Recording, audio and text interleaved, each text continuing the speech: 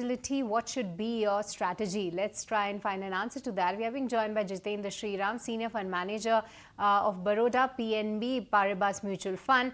Hi, good afternoon, Mr. Jitendra. It's so good to be speaking with you. So you hold over 2 decades of experience in the markets, and this particular correction shouldn't be that new to you. Give us some sense that in the recent fall, what we are seeing is that there has been even bigger cuts amidst this mid. Give us some sense that are we done with the most of the pain, rather the most of the pain is behind us, or there could be some more correction even from these levels? Yeah, good afternoon, and thank you for having me here. So firstly, I would say that, we had a little bit of a derating since October onwards because of the fact that our earnings momentum was a little lower than the what was anticipated at the beginning of the year. Largely because the economic growth numbers, if you look at the second quarter GDP, 5.6 odd, was little lower than what the market was expecting. But having said that, I think a large part of the derating that you talk about, I think is behind us. We used to trade at a substantial premium to MSCI World Index, also to the MSCI EM Index and all that. And I think a lot of that froth has now drained out. See, it's impossible to time or say this is the bottom or something. But give or take a band of say 5 to 10%, I think we are broadly there that a lot of the froth has now got out.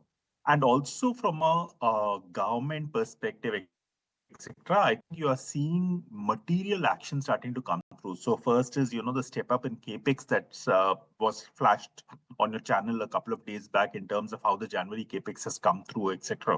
Second, also what the RBI is doing in terms of infusing liquidity into the market through the VRR mechanism, the swaps, etc. Last year, you had both effective monetary tightening because you were fighting inflation post the Russia-Ukraine issue, and a fiscal tightening because government was not spending enough because of the electoral dynamics. Two aspects. You have fiscal spending also picking up. Actually, hang in there, Sriram. Actually, I think we've got you on a patchy line. We will try and reconnect with you and to get your views actually when you talk about the market and the fact that what sort of correction has happened and whether that most part of that derating is already done and dusted with. For our markets, yes, the broader markets are the one that's taking a knock with the small cap index down about 1% as we speak. The benchmark indices trying to hold on to the shade of green, but you have the Nifty Bank that's already slipped in the negative territory with also small cap and the mid cap now at the day's lowest point.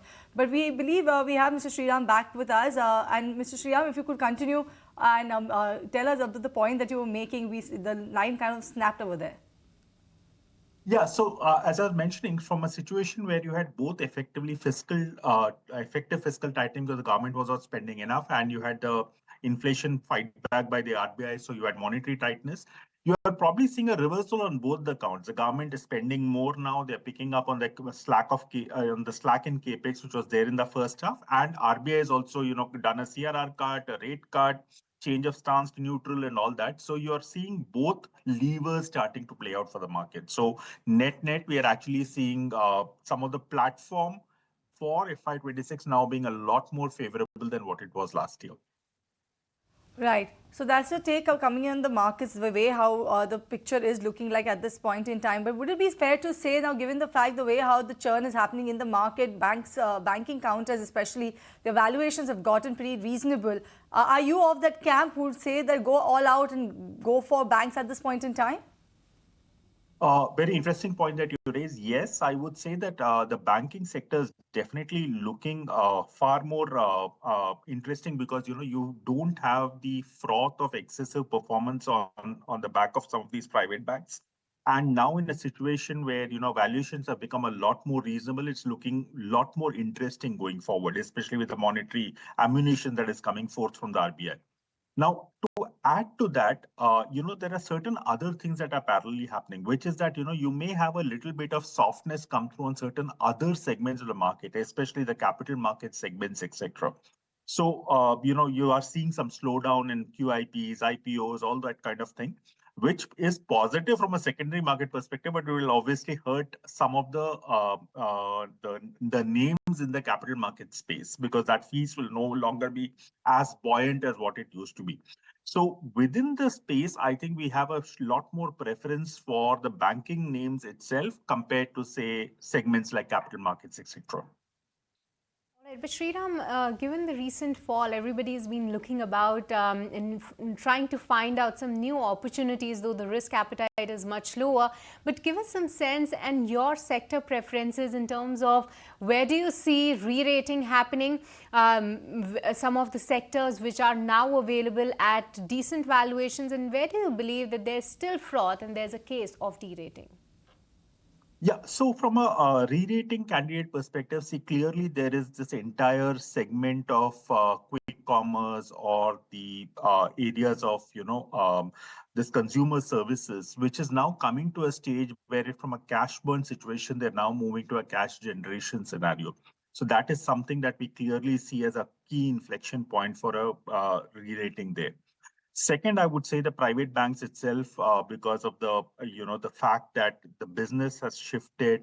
There is obviously the consumption levers which will come forth because of whatever was announced in the budgets coming from April onwards. So those will also be levers. So these are certainly areas that look like potential candidates for re-rating. On the de-rating side, I would say that there is clearly one, certain, we have seen a lot of states do more towards consumption-oriented spending than capex. So one area which could be potentially vulnerable is segments of capital goods that are exposed to state spending could be an area of a pain. Capital markets, I already mentioned that there could be a little bit of a hiccup there going forward. So those are areas that are potentially de-rating segments.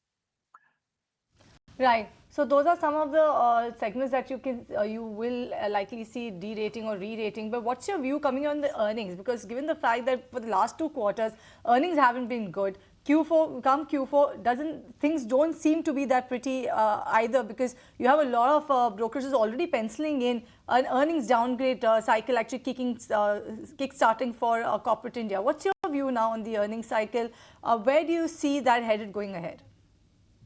So I would beg to differ on the way we look at earnings. So I would say that, on a YOI basis, you are probably right in what you say that, maybe we may have a flattish to a small growth going forward.